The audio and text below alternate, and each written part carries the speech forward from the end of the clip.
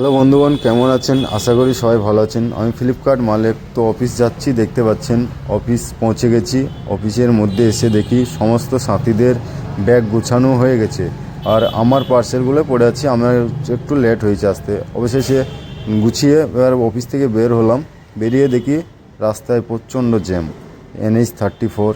তো এটাকে কভার করে এসে কাস্টমারের কাছে পৌঁছালাম। তো কাস্টমার অনেক খুশি, কারণ এই এলাকায় পার্সেল খুব কমই আসে, তো আসতে চায় না। তো আমি এসেছি, কাস্টমার একটু ভিডিও করে নিল যে না, আমাদের পার্সেল এসেছে। তো প্যাকেট কাটছি, দেখুন ফ্লিপকার্টেরই পার্সেল ছিল দুটো, এই ভাইয়েরই। তো একটা প্যাকেট কেটে দেখছি আর একটা বাচ্চা প্যাকেট ভরা আছে। তো এটার মধ্যে কি আছে দেখুন, প্যাকেটটা থেকে ওপেন করে দেখছি এটা চুলে দেওয়া একটা জেল আছে। তো আরেকটা পার্সেল আছে এই ভাইয়েরই, সেটাকেও প্যাকেট কাটবো, দেখুন। তো এটার মধ্যে কি আছে, তো এটা প্যাকেট কেটে দেখতে পাচ্ছি।